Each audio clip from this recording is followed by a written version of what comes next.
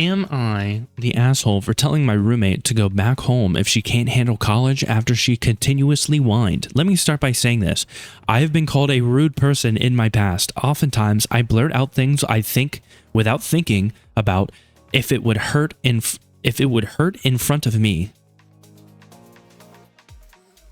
Well, you said you're rude in literally the first sentence. It's not looking good for you. I'll be real with you, but I'll give you the benefit of the doubt, as I usually do, to a fault, to some extent. Over the years, I've gotten better at it, though. This year, I made it to my dream college. I came from an extremely low-income household. I don't know why I keep doing that. I just, assume the next word. I'm like an AI.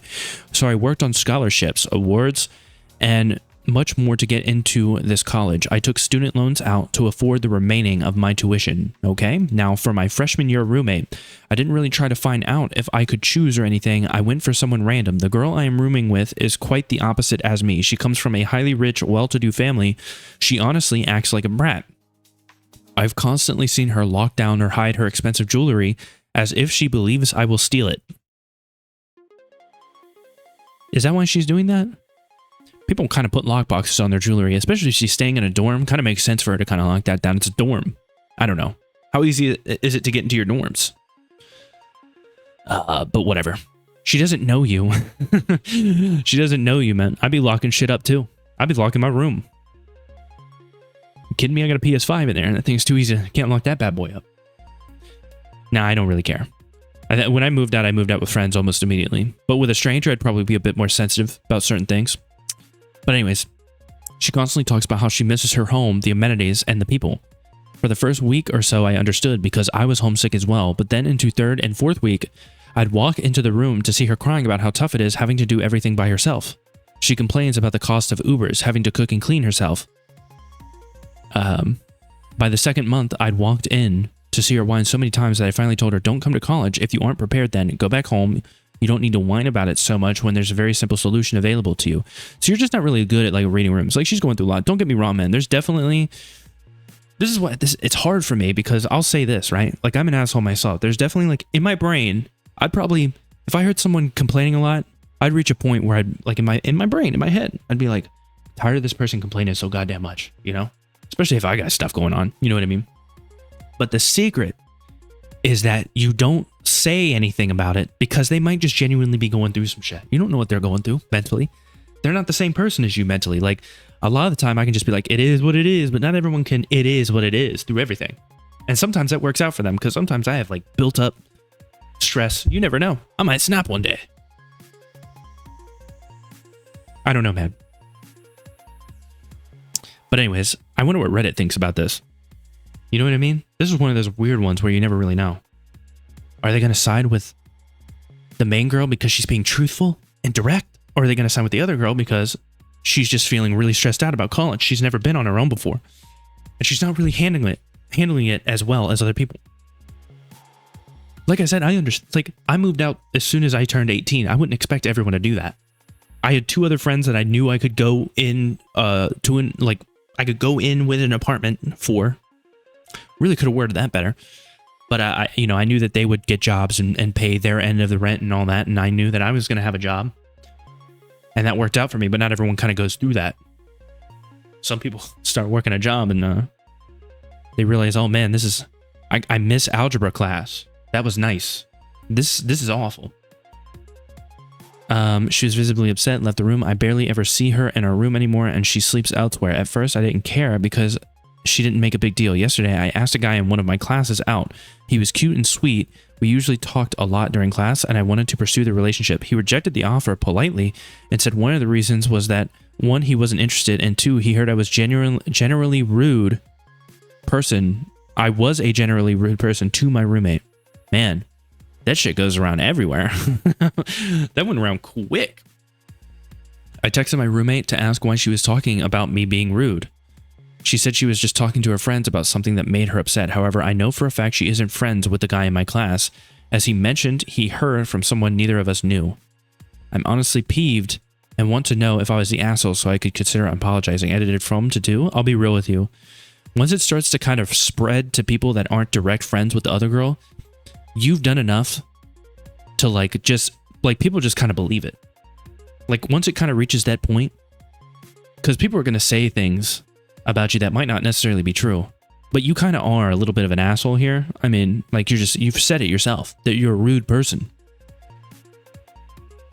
So you know, you're aware, and that's good, but like, yeah, you're asking us if you think you're the asshole, but you've admitted to being rude, and this would pretty much fit the definition of being rude to a person. So, is this really that complicated? What does Reddit think? You an admitted asshole in the first paragraph, going on to call your roommate a brat isn't looking good for you. Generally, someone who is rude, blunt, automatically says what they think is an asshole. But let's see. Yeah, it's literally just, it's just like, people, there's plenty of people that you might not know have mean thoughts, but they're smart enough to just not say the shit. You just don't say the shit. It's that simple. But whatever. She locks up valuable jewelry. Seems wise in a dorm environment. That's what I was about to say. She's homesick. Doesn't seem unusual for someone living far away from home. She says things are expensive. They are. This is clearly grating on you because you're jealous of her family's financial position, because otherwise you'd agree she isn't wrong. Yeah, I was about to say, if she's making, if she comes from a family of money and you don't, you come from the opposite.